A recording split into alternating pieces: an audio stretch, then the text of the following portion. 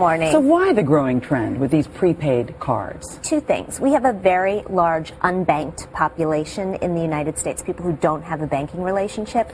For them, prepaid cards are cheaper than using check cashing services. Also, a lot of consumers got into trouble with credit, so they're steering clear. But we also have the banks nudging us in the direction of these cards because at the end of July, a new law goes into effect that limits the amount of money they can make on debit transactions.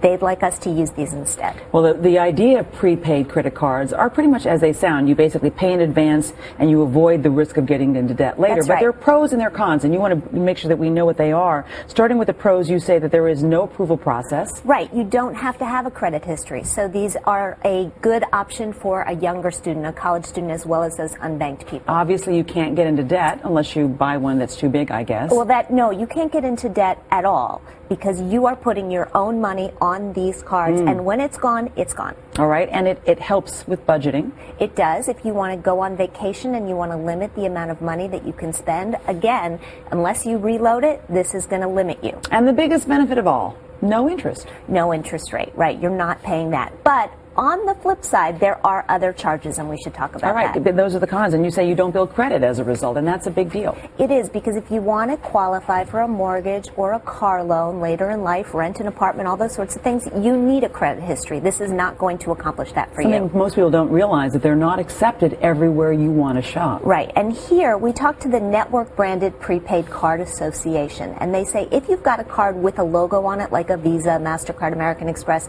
they will be accepted where those cards are accepted, but you've got to make sure you know what you're carrying. You say that there are less consumer protections if you have this kind of card. For what? Again, for fraud. And if you've got that logo, you are going to be covered for the same things that network is covered for typically, but if you have an unbranded card, you got to watch it. So you mean if somebody steals your card and uses it, then you're not protected? Is right. that what you're saying? We're used to talking about zero liability protection on our Visas and our MasterCards. And in the case of these cards, if you don't have the little logo, you got to watch out.